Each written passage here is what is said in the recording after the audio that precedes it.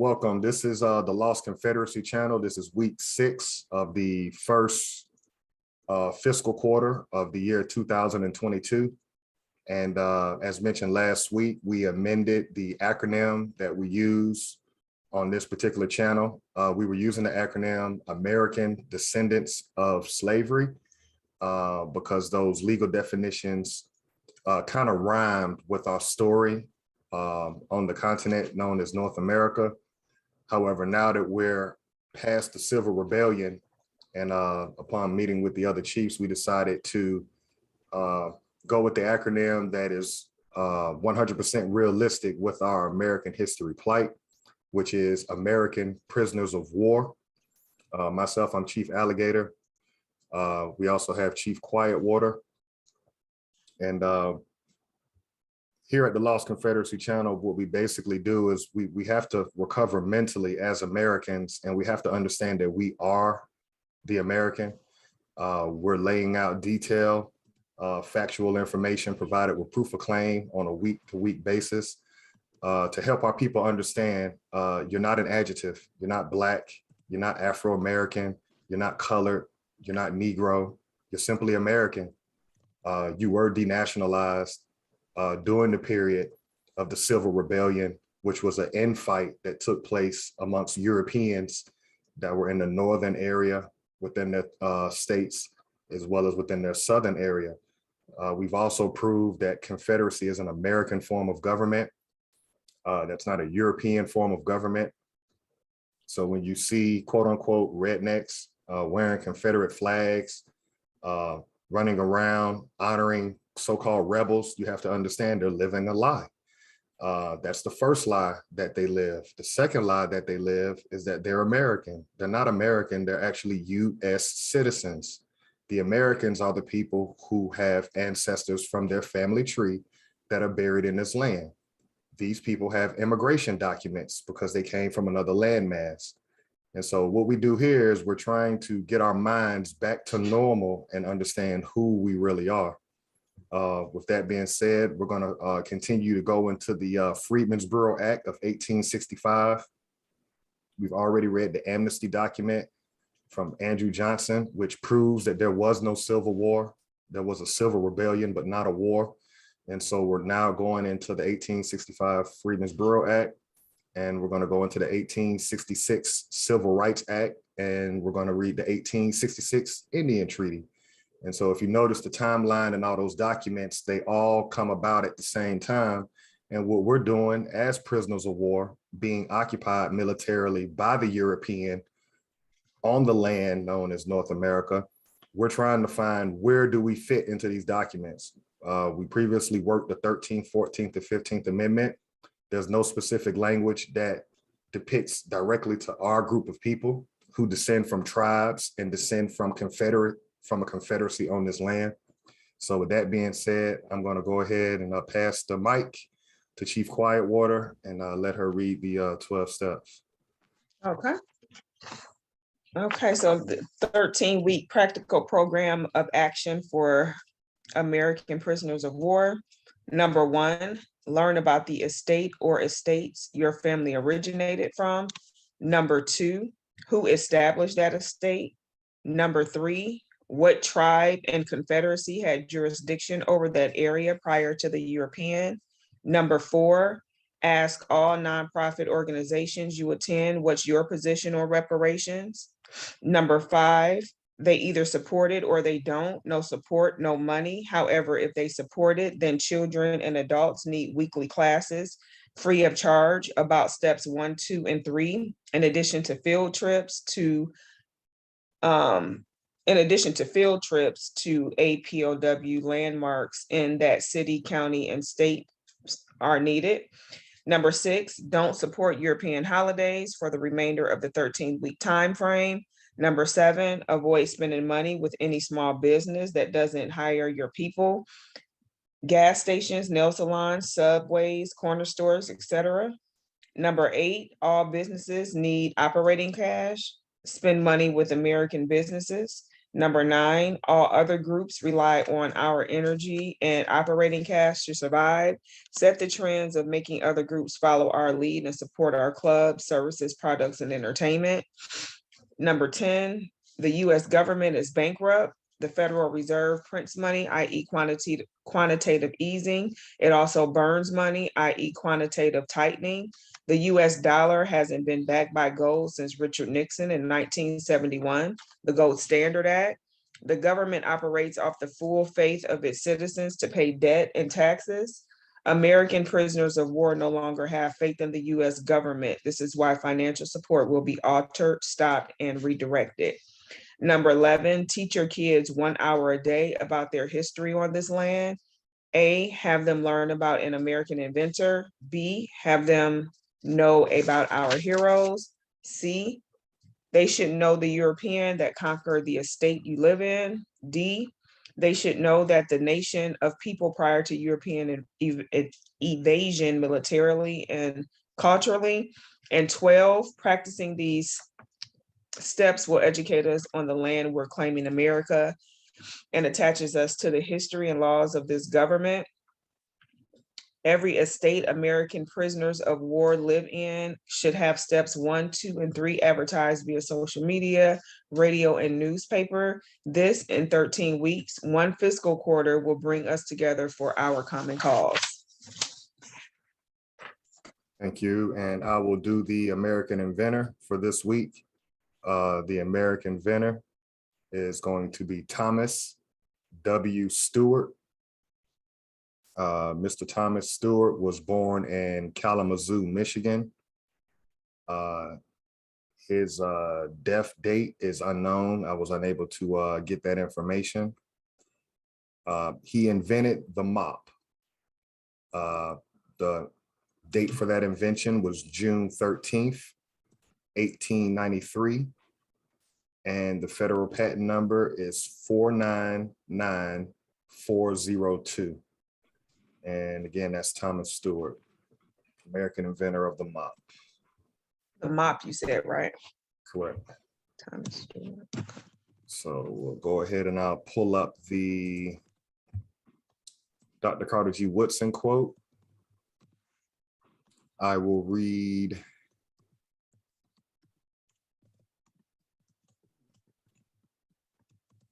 quote number 3. It says, it was well, Dr. Carter G. Woodson. We're going to go with the third quote that we have. It states, it was well understood that if by the teaching of history, the European man could be further assured of his superiority, and the Negro could be made to feel that he had always been a failure and that the subjection of his will to some other race is necessary, the freedman then would still be a slave. If you control a man's thinking, you don't have to worry about his actions. When you determine what a man shall think, you don't have to concern yourself about what he will do. And that is the third quote. And this is an interesting quote because he mentioned freedmen, and we're actually working that document right now to see if this document refers to us. So I think that's very ironic. That's part of the reason why I chose that for this week. Next, we will do the legal definitions. You want me to get those? I got them. Okay. Legal definitions. The first one is going to be American, a native of America. Simply put, you just have to ask yourself a question. Is your parents, your mother and your father born on this land? Is your grandparents born on this land? Are their parents born on this land, which would be your great grandparents? That puts you right back to the Civil Rebellion timeframe where we are now. Just going to your great grandparents would pretty much outdate all immigrants, or 80% of the immigrants that have come from other land masses with immigration papers. Second legal definition, descendants. One who follows in the bloodline of an ancestor, either linearly or collaterally. 3, slavery, a situation in which one person has absolute power over the life, fortune, and liberty of another. 4, prisoner of war, a person, usually a soldier, who is captured by or surrenders to the enemy in wartime. Fifth definition, school, any institution at which instruction is given in a particular discipline. Sixth legal definition, education and enlightening experience. And I'm going to go down to the 5 historical maroon points. These principles apply to the last time that we were functioning as tribes and confederacies. First historical point was a person escaping slavery, seeking freedom, or breaking the law. Second maroon point, providing unity and a strong defense came first. Third historical point, maroon leaders were first and foremost military figures. Fourth point, maroons established guerrilla warfare, planting sharp sticks in thick grass. 5, maroons knew their European enemy's language, defenses, and plans. It's the legal definitions, along with the 5 maroon historical points. Can you, you have the Constitution pulled up? Yes. Okay. If you can share your screen.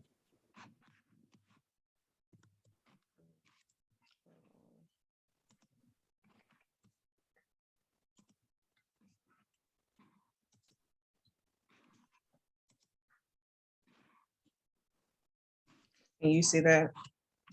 Yep. Okay. Article 1, Section 10. Okay. Okay.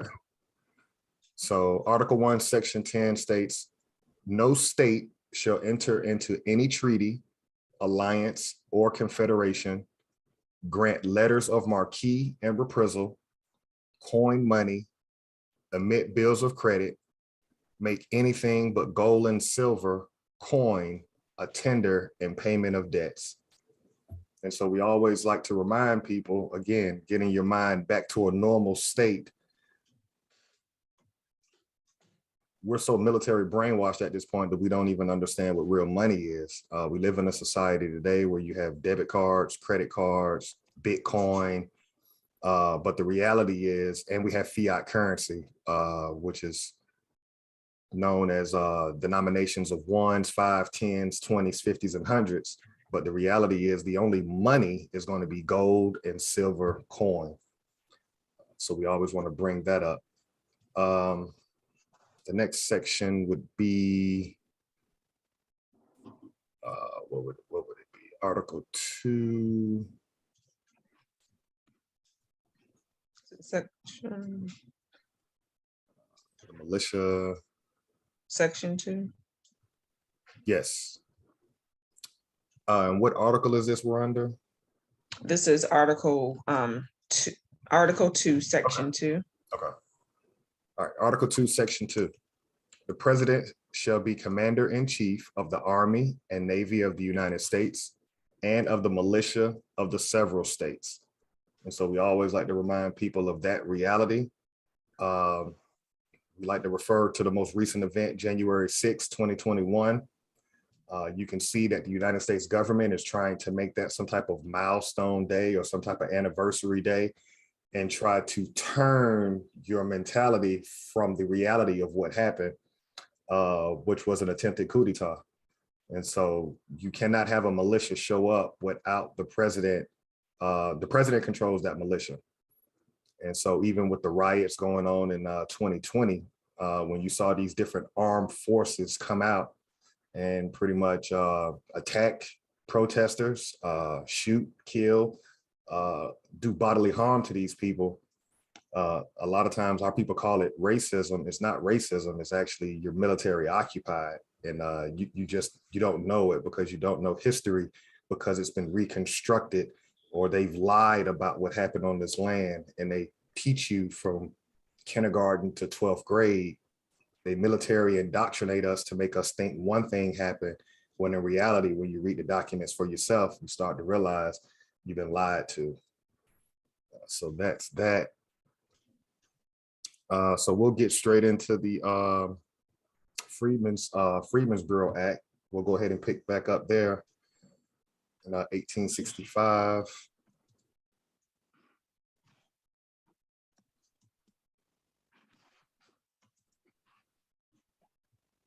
You want me to share that? Mhm. Okay.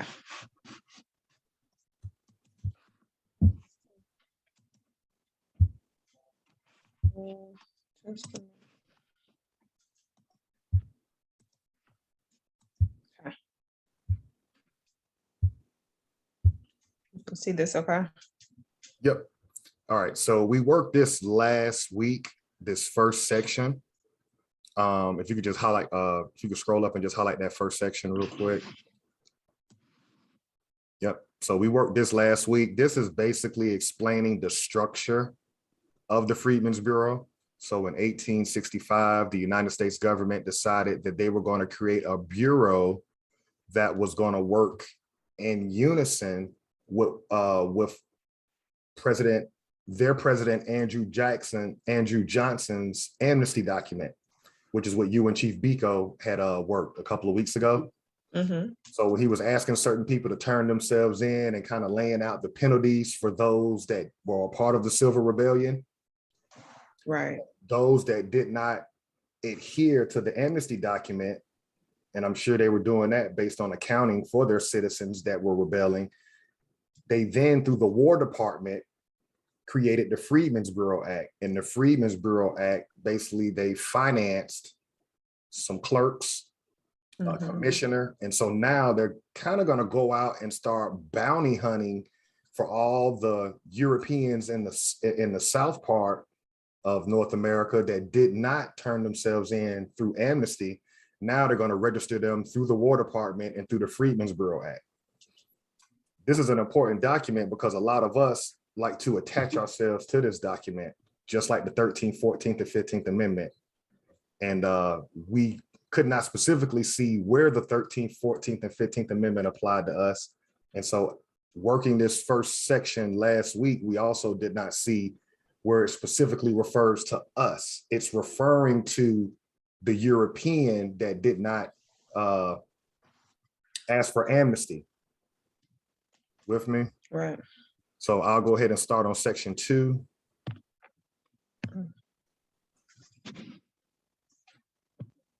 Okay. All right.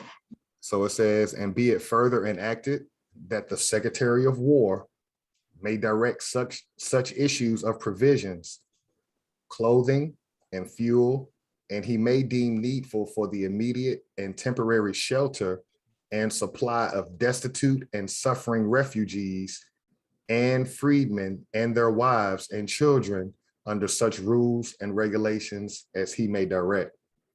So this is tying right into that first article that I just broke down. That's not referring to us. They're referring to the European that actually did not want the amnesty that the president was offering. So now, under the Secretary of War, they're also going to provide additional things after that rebellion because they basically tore stuff up. So as they go into the South, they're going to help their destitute citizens. We have to remember, we're not citizens of this government. We haven't found our entry point as citizens under this government at this point. Anything you want to share on that? No, you nailed it pretty much, summed it up. Section 3, and be it further enacted that the president may, by and with the advice and consent of the Senate, appoint an assistant commissioner for each of the states declared to be an insurrection. All right, so not only do they have a commissioner, now they're gonna have an assistant commissioner, not exceeding 10 in number, who shall, under the direction of the commissioner, aid in the execution of the provisions of this act. And he shall give a bond to the treasurer of the United States in the sum of $20,000 in the form of manner prescribed in the first section of this act. So the clerks are going to be bonded, the commissioner is going to be bonded. Now we see also the 10 assistant commissioners, if needed, will also be bonded. basically liability insurance, just in case something happens to them. Each of said commissioners shall receive an annual salary of $2,500 and full compensation for all his services. And any military officer may be detailed and assigned to duty under this act without increase of pay or allowances. So that makes sense because it's coming up under their War Department. Right. So they definitely going to be accounting for every single thing that they have to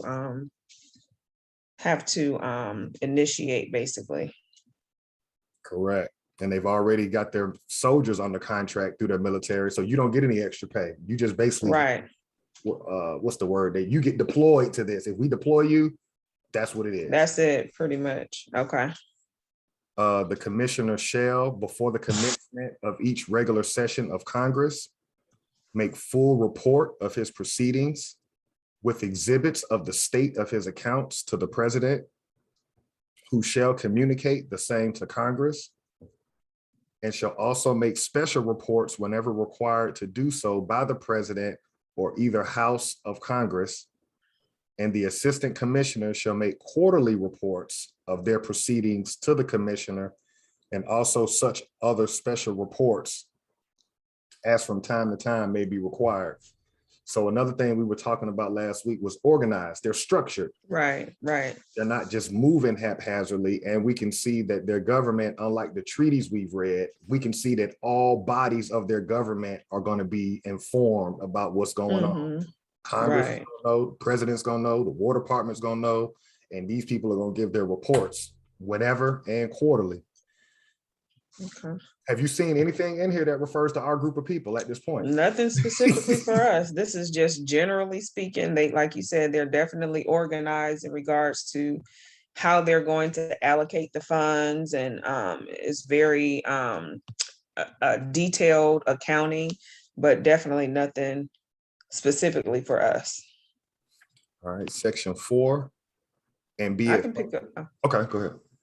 Okay, and be it further enacted that the commissioner, under the direction of the president, shall have authority to set apart for the use of loyal refugees and freedmen such tracts of land within the insurrectionary states as shall have been abandoned, or to which the United States shall have acquired title by confiscation or sale or otherwise, and to every male citizen.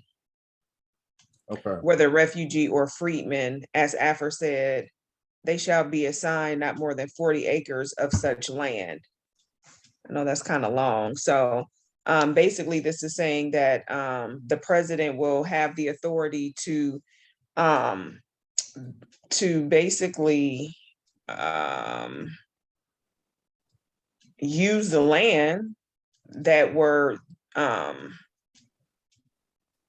considered abandoned, confiscated. Am I reading that right? Yeah, I mean, this is a very good part. If you go up where it says president should have the authority to set apart, and then where it says for the use of loyal refugees and freedmen, such tracts of land within the insurrectionary states as shall have been deemed abandoned, or to which the United States have acquired title by confiscation. This is crucial because he's talking about those fake Confederates in the right. Basically the land that they stole. Right. And okay. So the United States government is saying, as we come in and, you know, those of you that we burnt your town or burnt wherever y'all were living, you're loyal to the United States government, commissioner and soldiers and bounty men in that area, we'll shoot you 40 acres. Now, wow. And we get that misconstrued that, oh, where's our 40 acres and a 40 acres and a mule, but that was never specifically intended for us. Bingo. And that's why we're reading the document. Right. This is why we're reading it. So boom, not only are they going to shoot them 40 acres, the loyal refugees and freedmen, they're also going to confiscate land. Right. See what I'm saying? Because Because they actually stole in the first place. right, but see, this is how the United States government is going to grow into Seminole territory. Remember, the only war that's going on is against the Americans. Right, So they had to fake a civil rebellion, which the president admits. He was like, y'all ain't no Confederacy. You're not you're not American. But they needed to do that in order to continue to move their military further in the South and acquire the land. Right. And to keep the peasants that were in the South, because history shows that King George, when he populated the estate of Georgia, he emptied his prisons, cleared all his homeless off the street, and sent them over here. So those peasants, to keep them calm, Chief Biko was coming in. So those peasants, to keep them calm, he's basically saying, hey, we'll give you 40 acres because the United States government doesn't want them to rebel again.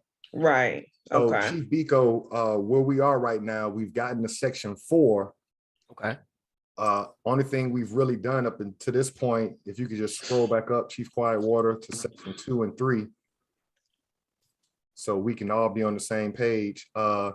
So basically the Secretary of War in section 2 is saying that they'll provide clothing and fuel and immediate or temporary shelter for those Europeans that rebelled in the South that were claiming to be the fake Confederate.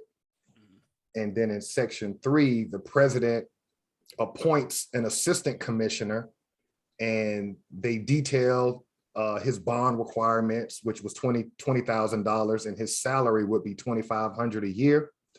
And then they go into detail about quarterly reports and any other reports at any time that the president deems necessary. Basically, that assistant commissioner and commissioner through the War Department, they would have to provide those reports to Congress, and then Congress would, they would report those reports to the president, and the president would then turn them and report them to the Congress, either house. Gotcha. So now that brings us to section 4, where you just came in. And what we're realizing right here is that that commissioner, under the direction of the president, shall have the authority to set apart for the use of loyal refugees and freedmen. That's what you heard me building on, those loyal fake Confederates in the South that were willing to work with the United States government. They're willing to give them 40 acres. And what you heard Chief Quietwater saying is that's where we think we get 40 acres from, but it's actually talking to them. So if you want to just read what she has highlighted and jump right into the bill, then you can go ahead and run the point. Definitely. She's reading. Definitely. So go ahead and read the highlighted part. Yeah, and then if you want to build on just, where we are. Okay, that's cool. Shall have authority to set apart for the use of loyal refugees and freedmen such tracts of land within the insurrectionary states as shall have been abandoned, or to which the United States shall have acquired title by confiscation or sale. So again, keep going. Okay. Until you get to the 40 acres.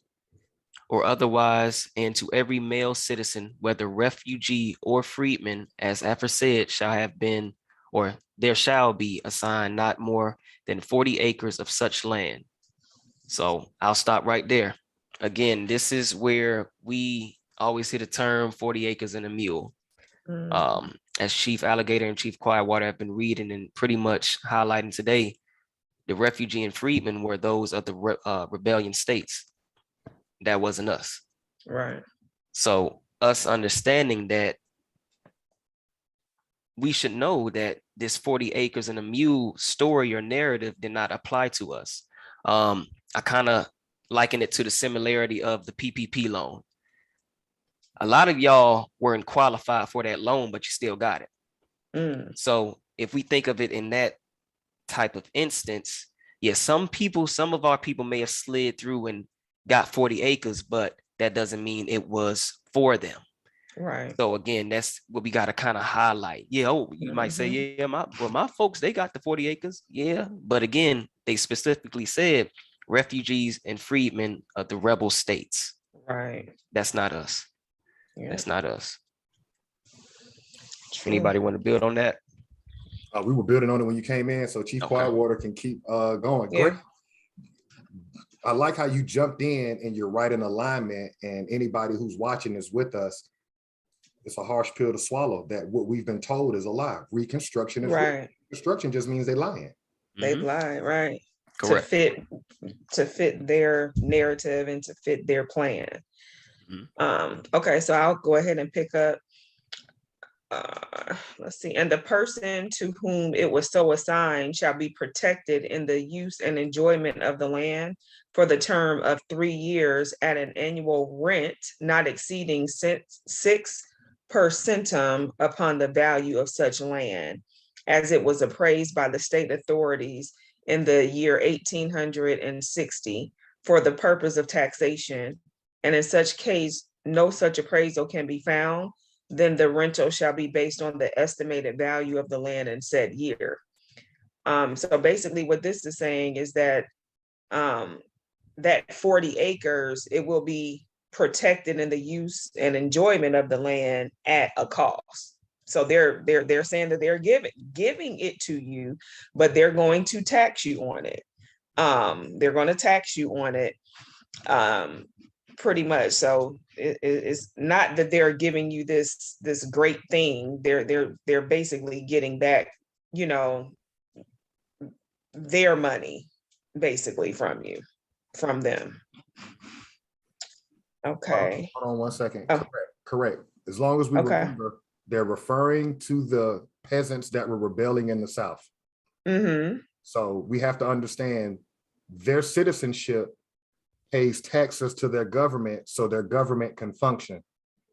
Correct. Okay, got you. So through this War Department, they're coming back into those areas where they rebelling, and they're like, yeah, we'll put you up on 40 acres and we'll protect you for 3 years. For 3 years, right? Only. Provided that money is right. Right. If that money ain't right, what, this is 1865. So by 1868, when it's time to look at that balance you owe, if you ain't paid, if you still delinquent, we're not gonna protect you no more. Right. There's a Seminole War going on with us. Mm-hmm. Correct. Because So this is still. Oh, go ahead. So when they say that the Union pulled out from protecting us, no, it pulled out from protecting them. Right. And left them to deal with us. Great point. Wow. Great point. It's almost liken it to we see, you know, those mafia movies where they go to the local store and be like, hey, we'll protect you if you pay us, you know, X amount.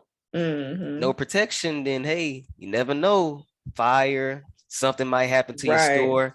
It's the same thing. So it's kind of like just putting that into your mind, into the mind of the viewer there. Wow. Okay. Let's see here. For the purpose of taxation and such, and in case no such appraisal can be found, then the rental shall be based upon the estimated value of the land in said year to be ascertained in such a manner as the commissioner may by regulation prescribe. At the end of said term or at any time during the said term, the occupants of any parcel so assigned may purchase the land and receive such title thereto as the United States can convey upon paying therefore the value of the land as ascertained and fixed for the purpose of determining the annual rent aforesaid. So they are giving them the opportunity to purchase the land during that term, correct? Correct. The way my mind is working this document, I'm looking at, remember, military occupation. The United States government can't own anything, but what it's trying to do is re-register and reaccount for all of its citizenship in the Southeast region of North America, giving them the opportunity to purchase. Now, what if the United States government did not seize the land and all the records in the towns that we had? That's why it says the occupants of any parcel so assigned may purchase the land and receive such title thereto as the United States can convey, if they have it or not. Oh, wow. Got you. Okay. And this ties into, I'm a little late because, you know, I'm disconnected from Negro culture, but I just saw that movie, The Harder They Fall, last night. Hmm. And the thing that stuck out to me was the business deal behind the scenes. The whole play was about $25,000. Right? It was one cat that was about to get out of prison. He had his gang go stop a train for 25 grand, but then it was another gang that robbed that gang. And so they were $25,000 short. Mm-hmm. In that moment, going back to the Maroon historical points, how we're in alignment when you go back to the stories of that time, it was the gang that stood out in front of the citizens and was like, we got to levy a tax on y'all for $50,000. And the citizens were like, we can't come up with that kind of money. And then one of the subjects or citizens was like, I ain't giving you nothing. He had to make an example out of him and kill him. The point being, we're not going to come out of this situation without armed defense. Right. Have to have an armed group of people. Those people organized, then dictate to the citizens of that population, and you lay the law down. Here's the tax. Right. About the mob. That's just the way it works. You got to pay a tax for us to protect you. Y'all want to build on that? Now what we have is we have preachers and nonprofit organizations getting the money, but they're not protected. Right. No protection. Correct. No protections. And voice. Yeah. And just, just a latent group of people who are not going to fight. They're going to continue to ask and beg and, continue to just sit back and wait for them to give us the scrappings of whatever is left over among other groups that we're lumped in with. So it's like we're just getting the least rations of anyone. So correct. I'll just piggyback off of you all, kind of in a different lane though. When you was basically saying how they don't own anything, they can't own anything because they're not of this land, or basically getting a title for a specific area or region. And basically what it kind of highlighted too is that we operated off of territories. We didn't have carved out estates or carved out type of areas. We just had territories. We were and pretty much what I'm getting at, we were aligned with nature. We never said we owned the land. We were of the land and used the land. It was a symbiotic relationship. So I definitely wanted to highlight that because, again, we were aligned with nature like a dog marks their territory. Right. We said, okay, this is our territory. And we understood one another as far as the other tribes or nations on land. Yep. Agreed. The last section, Chief Quietwater, or you want to let Chief B go? Yeah, I can. And be it further enacted that all acts and parts of acts inconsistent with the provisions of this act are hereby repealed.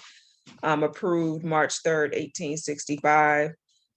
So basically, it's just stating that anything that's against this will be repealed, basically, right? Now, if we can, Chief Biko, can you pull up that amnesty document, and then we'll let Chief Quietwater stop sharing her screen, and you can pull up on your screen the amnesty document and the Freedmen Bureau Act, so you can tie the link further to help these people understand, because we just worked the 1865 Freedmen Bureau Act. Nothing specifically is to us. Correct. Just like the 13th, 14th, and 15th Amendment of the Constitution, we have to start looking at the people who look like us that are telling us that that document referred to us. And just like this Freedmen Bureau Act refers to us, we have to start understanding you're either militarily programmed and don't know any better, or you're our enemy. Now, you've read that yourself, Chief Quietwater. Did you see anything in there specifically talking to your great-grandmother and your great-grandfather? Not one thing. And how we got this thing about, 40 acres and a mule, I don't know where they pulled that up at. That was specifically for us. Correct. It's non-existent. Okay. So what about you? Do you based on reading those three documents, the Amnesty, the 13th, 14th, 15th Amendment, and the Freedmen Bureau Act, can you see where those documents have specifically in writing referred to our group of people? Because we like to just assume we was Correct. A part of something. No, nothing again specific to us. The only thing that would even be close would be the 14th Amendment and the Indians not taxed. But we know that referred to our relatives west of the Mississippi. So outside of that, nothing specific to our group of people or the American. So nothing there. Give me cut it one off moment. or you pulled it back. What's that? Cut it off or you pulled it back? Oh, no, I pulled it back, man. Okay, Pulled it okay, back. okay. Yeah. Okay, he went on and got him a got them things laid down. Yes, sir. Trying to get this thing here. Library. For some reason, the link that I have isn't trying to pull up the Amnesty Proclamation.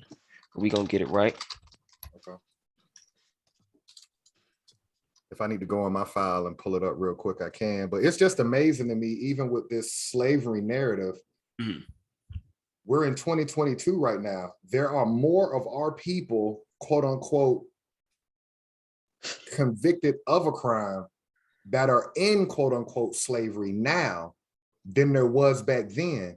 And what's always interesting to me is, why do people who look like us, why do they always reconstruct telling our story, and they always pick that one person that may have been incarcerated, right? And they try to impose that reality on everybody that was melanated. It's not real. We have to critically think and understand everybody was not under military occupation on a military work camp called a plantation if you had the skill of horticulture and you were a planter.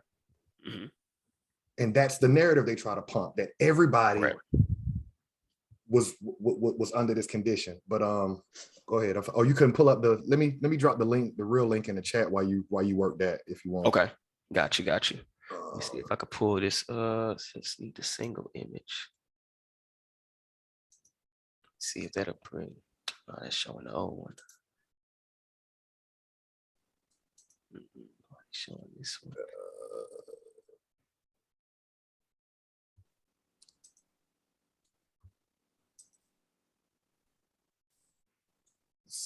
All right.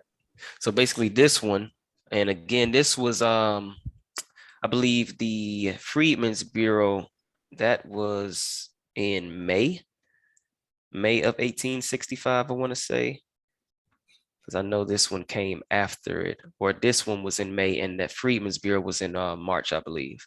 So this is directly after the Freedmen's Bureau, and this is pretty much going to, again, be speaking to a certain group of people. So again, as we work this document again here, let's go up here. Issue proclamations offering amnesty and pardons to certain persons who had directly or by implication participated in the said rebellion. And whereas, we'll stop right here, said rebellion. It's not a war, people. Right. There was no Civil War. And again, this is coming from the president at the time, Andrew Johnson.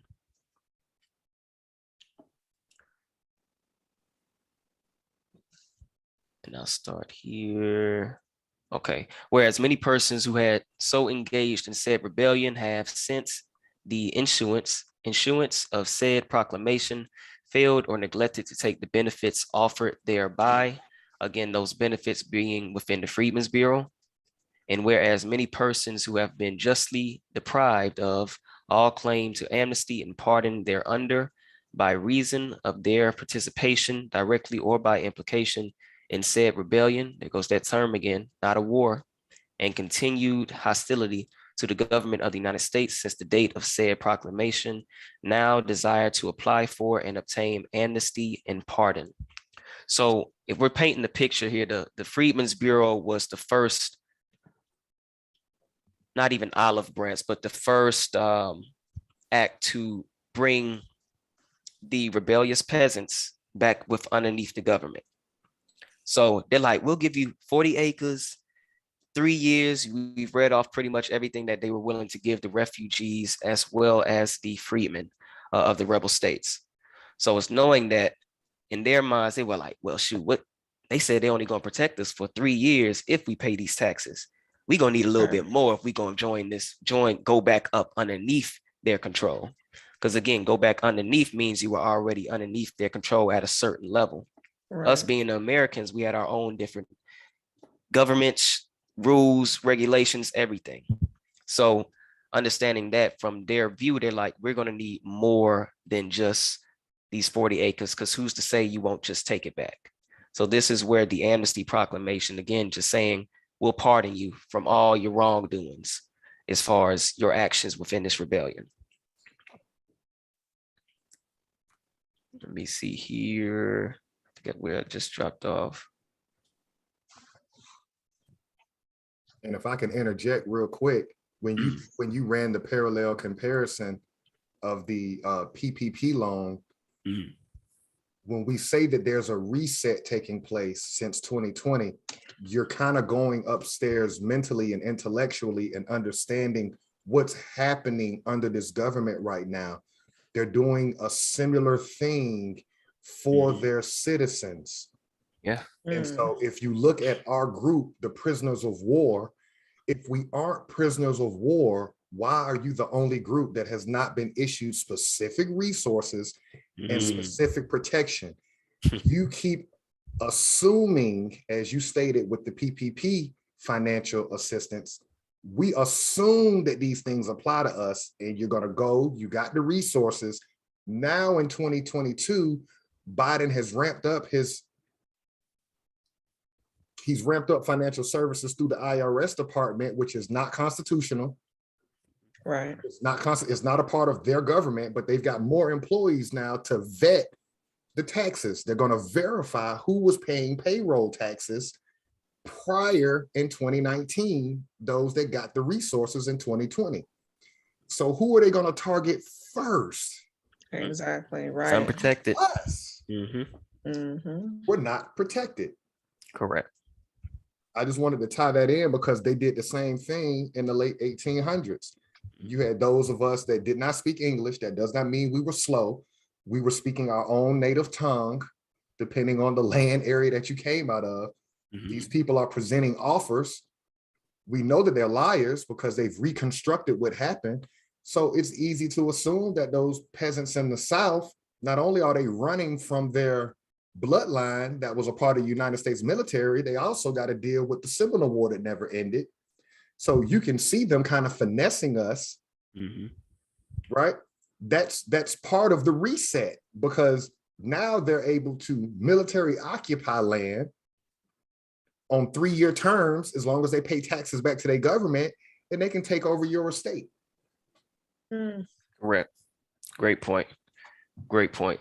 And I like the way you highlighted the parallels. Again, history's pretty much just repeating or rhyming at this point. Right. And like you stated, we're at that reset. So again, we're learning this stuff because we need to know where we've been to understand where we need to go. Exactly. It's plain and simple.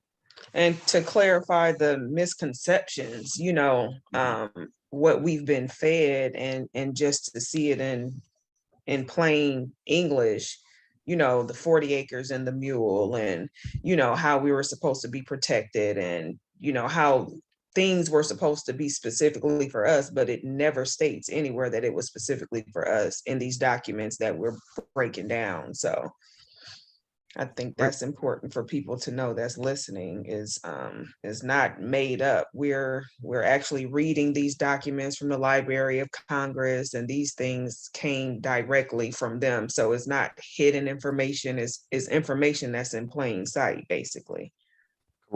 Correct. And like you stated, like we take these bits and pieces of these documents, and our people, our preachers, our organizations who don't protect us, but tell us these things apply to us. Like, again, we have to look at them as the enemies as well. Because if you don't know the information, then why are you speaking on certain things? Exactly. 40 acres and a mule, where is that at? Point to the document in which that comes from. Exactly. And when we do, we see that it doesn't apply to us. Right. Can I ask one more question, Chief Biko, if you can you pull up the 1866 Indian Treaty and the Okay. 1866 Civil Rights Act, because we want to see which one has the earlier date, because that's the one we're going to start on next week. And Gotcha. then also ask yourself, those that are listening, what we're doing is we're citing to the documents in chronological order. So we've given you the 13th, 14th, and 15th Amendment, and now we've given you the Freedmen's Bureau Act, which is 1865. Now you got to ask yourself, why is there two documents in 1866? One addressing the 1866 American Treaty, and at the same time, you got the 1866 Civil Rights Act. So what we're trying to figure out is which one of these documents are pertaining to us. So the chair of this channel is going to pull up those documents so we can scroll to the bottom and see which one has the earlier date. That's the one we're going to start on next week. And all we're trying to do is just find ourselves in American history. We haven't found ourselves yet. Where do we enter during the Seminole War? As this image and behind me shows, we were in control of the Southeast region of North America. This was the last Confederacy to fall before they started pushing west of the Mississippi.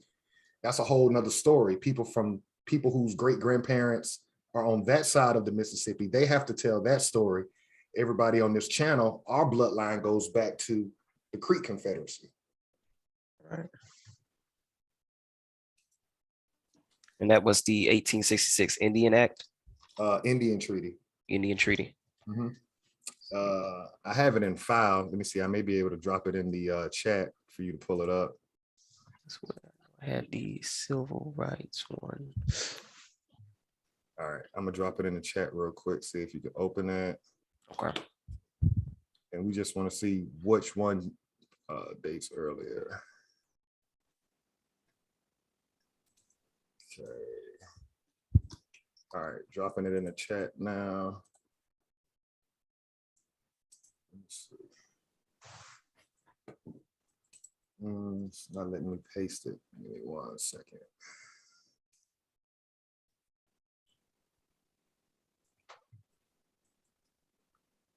This is okay. I have this one up. I'll share this one while we're getting that one. It's not letting me drop it. So this, what we're looking at right now is the 1866 Civil Rights Act. And this here was on April 6th of that year. So April 6th, 1866.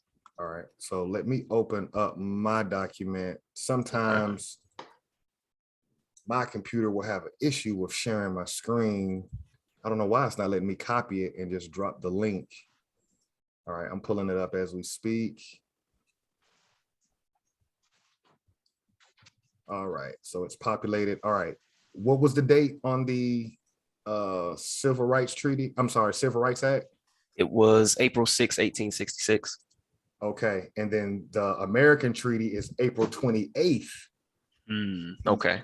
So we're going to start with that Civil Rights Act next week. So we can see Congress was pumping out, they're pumping out acts. They pumped out the act, then they came right back with the supreme law of the land. So we'll go into that Civil Rights Act next week and see, does it apply to us? Right. We'll see. We'll see. So far, what are we? 0 for 2? Yep. 0 for 2. Yep. Constitution and the Freedmen's Bureau Act don't apply to us. How do y'all, like you said, Chief Quietwater, understanding just reading these documents, knowing that they're lying, that this whole thing is a lie? How does it make you look at quote unquote scholars of our group that continually point to Africa and point to us being slaves, and they always nitpick these people that were in prison and throw them in front of us to remind us this is all you were on this land, and we keep reverse engineering it every week, showing you here's another Right. The inventor I did today was the American that invented the mop, right? So we're showing you all these different Yeah. industries, but how does that How does For that, me, I'm kind of on the fence in regards to things. I think that on one side of the fence, I think that people really just don't know. These scholars probably have not actually dug in as far as how far we've dug in and like you say, work the documents and break things down. And then you do have the other people or scholars who actually really do know the truth. They know the ins and outs of these documents, but they choose probably for financial gain, probably for, whatever their reasoning is. But I think that they suppress the information for the benefit of them and probably their family and their, circle of people that they deal with or whatever. But I think that it may be like 50-50 in regards to people that really just don't know, that they are just so indoctrinated that they really don't know and they're ignorant to all of this information. what would you say, Chief Biko? I say start with these folks right here, man. These Right. folks right here. A lot of them been in the Congressional Black Caucus since its establishment. So we can really point the finger at them for 50 years of indoctrination and continuing to spill every Black History Month. Same inventors, same people, same quote unquote slaves. So these people are the ones that continue to carry that narrative as well. So like Chief Quietwater was stating, it's a mixture of both, but it's also, part of the agenda. Mhm. As far as the indoctrination from 5 years old to 18, 13 years worth of time to get us in the mindset of being at the lowest level of this United States society. Right. So it got to start with getting these people out of office and actually making sure we're teaching the correct things, like about ourselves, the right history. And that's one thing I love about our channel. We're not just coming off the top of the dome with narratives. We're reading straight from the actual documents. Right. Like straight reading comprehension, stuff that you learn in elementary school, reading and comprehend, and it's explaining exactly what we've been saying and what we're saying. We weren't the slave, we're the American. This is our land. And just those three in itself is going to help build the confidence amongst our people greatly. Because when you know you're from somewhere, you know where you're from, means you want to actually defend it and fight for it, make sure you upkeep the place. And just again, knowing who you are and where you come from. Like we wasn't some docile people just getting roped off. We fought in every war, still fighting. Because again, there was no treaty for this third Seminole War. So that should give motivation to be like, nah, we warriors.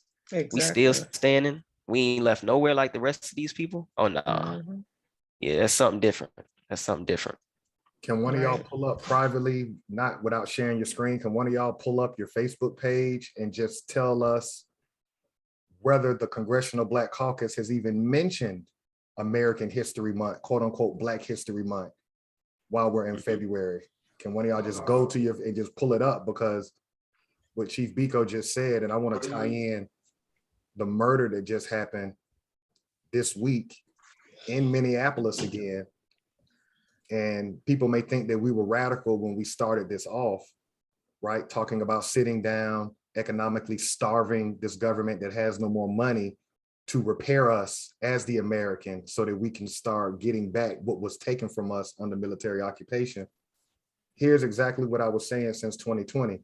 You teach people how to treat you. You stopped rioting and protesting when George Floyd was killed.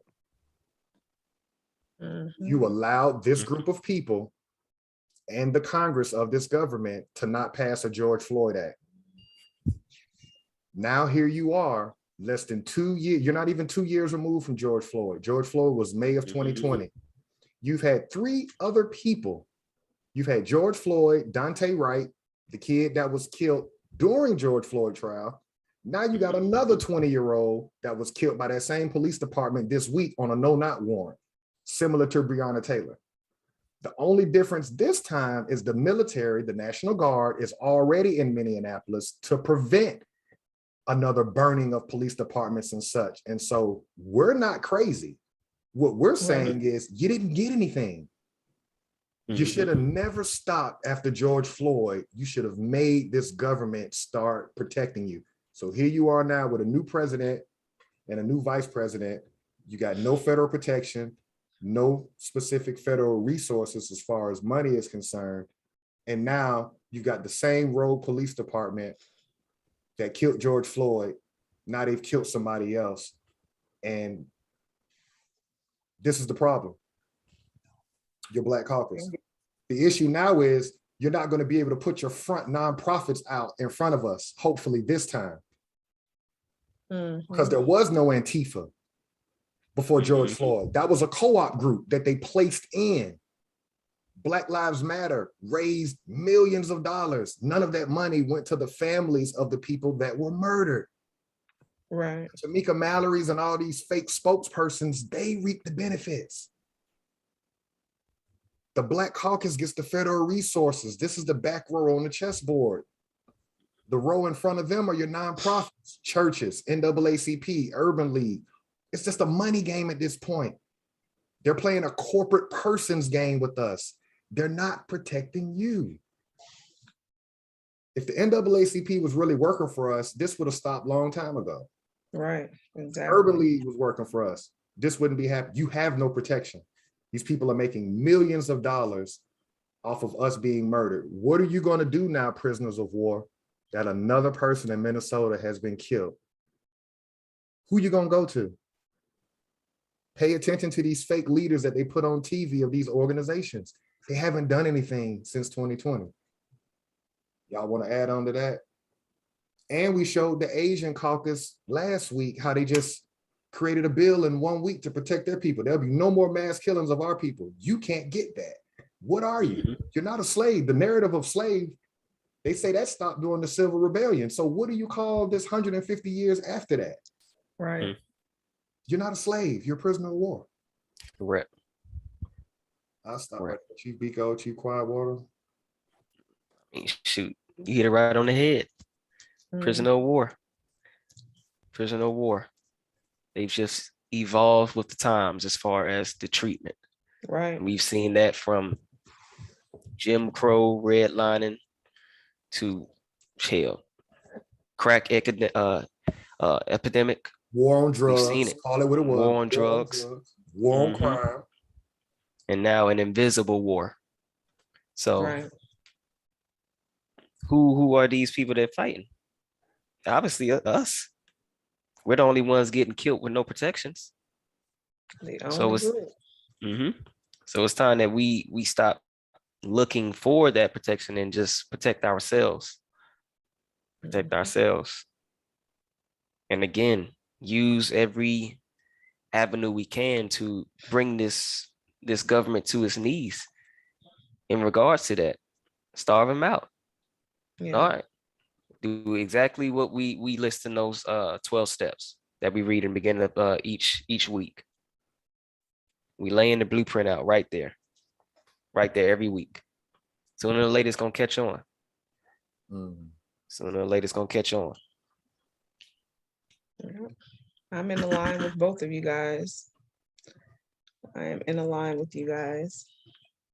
What do y'all anticipate seeing with this new murder that just happened in Minneapolis? Like, I think it's harder now for the sellouts. What are they going to do this time? Because you can't put Black Lives Matter in front of us because we just went through that last year. Like, okay, didn't get anything. Right. So what are they going to tell us now that the same police department has killed somebody else? Where do they go from here? Exactly.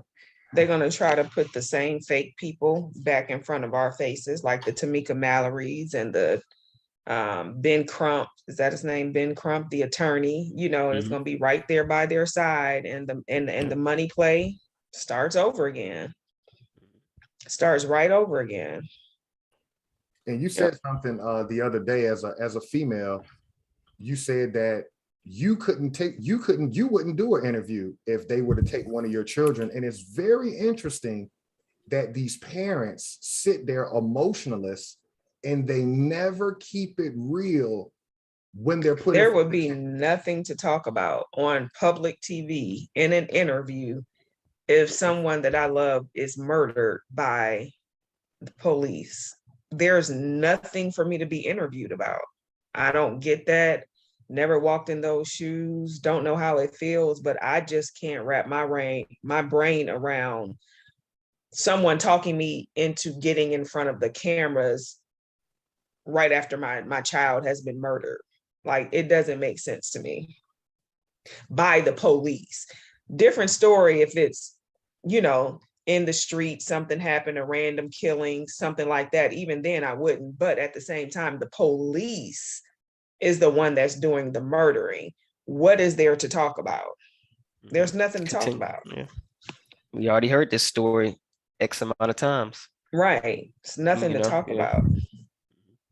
Great point. So it's almost like they're signing a contract to be quiet and just like damage control right after it happens. Like, who can be in their right state of mind to be in front of the camera explaining your feelings about your child being murdered by the police? Not a random killing.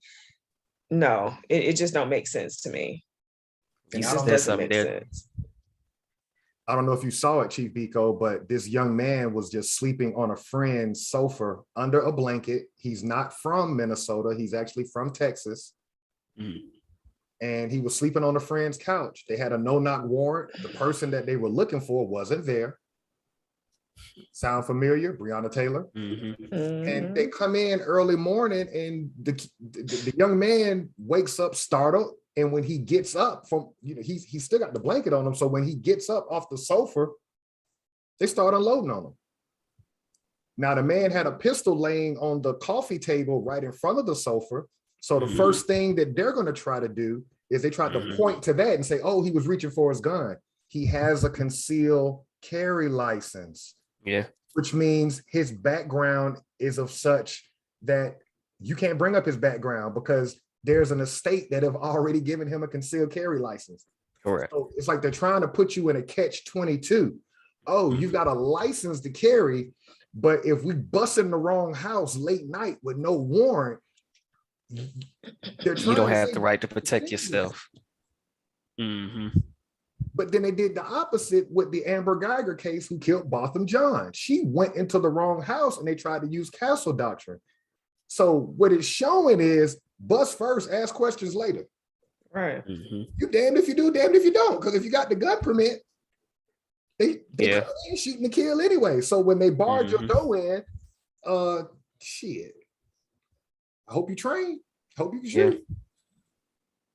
I'm just being, you'll see as it plays out, but that's what's going on right now. They're trying to find, and that's another thing. If you're not a prisoner of war, why are they always trying to criminalize you for no police agency's behavior? Exactly. Correct. Exactly. And putting the parents on Front Street when it happens.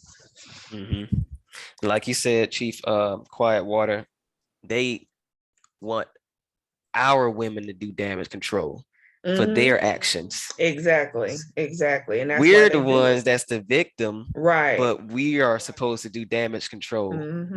That's awfully strange. You would think it would be the opposite. They'll be doing damage control, but no. And that in itself shows the state of mind, their mind state in regards to what they think of us and who we are. Yeah. Was there an anniversary last year? Because last year was 50 years, 1971 to 2021. Did these people do something on BET or something? Yeah, I think they did have that, some kind of ceremony or something. They did? Should have threw eggs at them. Okay, yeah, they so did. I won't make a comment on what I was going to say. I was going to say there's no reason for them to come out and celebrate anything because being in existence and actually showing your body of work since you've been in existence is two different things. Right. It's almost like, hey, I've been in business for 10 years, but I ain't made no sales. Yeah. But I got a business license. Right. So this was a great class, y'all. We can go ahead and shut it down if y'all Close it want. out. Okay. And nah, they ain't post nothing this February. It's Black History Month. I don't see anything as far as their post. They haven't posted anything for They your ain't posted. Yeah, they ain't posted nothing since last year on February 24th. Oh, wow. As far as their post, I think they just seem to be reposting a lot of people's stuff. So that speaks for itself, people. Why do you have a Black Congressional Caucus? That is your leadership. It flows downhill. If your caucus is not recognizing your month, they're not working for you. They're not Facts. working for you. That is the Black Facts. Caucus, and they have nothing about your month as of today, and you're 6 days in February. Come on, y'all. And you're in the year of a midterm election. What is the agenda? The agenda comes out of this caucus. They don't have one. You know, they They're just actually pissed that we're waking up and we're starting to look at who they really are. They don't have an agenda Right. for you. You're about to go out and vote based on what the TV tells you. You just did Chucks and Pearls with Kamala. You got played. Right. You just did Chucks Yep. and Pearls with Kamala. This lady came out of an Indian woman's womb from a whole nother landmass, and you're sitting up here letting her claim to have the same lineage as your mother. That woman's probably about my mom's age. My mom's a little older than Kamala. But yeah, she's basically claiming to be my aunt. Every time she says she's Black, she's basically saying, nobody in my family has a red dot on their forehead. No, that's not a part of my family tree. Right. Facts. But they think we're that dumb that they can just take a light-skinned person that can get a perm that went to a HBCU and prop her up and just say, hey, she's Black. Nah, And then you hear keep nothing that. else after the fact. After she's Yep. elected, she hasn't promoted any of that. She actually promotes damn where she thing. really from. Yeah, in front of the face. Oh no, I'm not doing nothing for y'all. Y'all tripping. And we see that passed by today, David Scott. That got his ass right back up there. David Scott. I think he part of Congressional Black Caucus too, right there in Jonesboro. Okay. Been in there for years. Now he got his re-election poster already up there. So just another one. They already same photo he done had since hell 99. So say damn. Yeah. So Oh, keep man. rocking with us, y'all. We'll do it next week. We going straight into that 1866 Civil Rights Act. And again, we're just trying to find when did we become citizens of this de facto government. All right. Good class tonight. Y'all have a good one.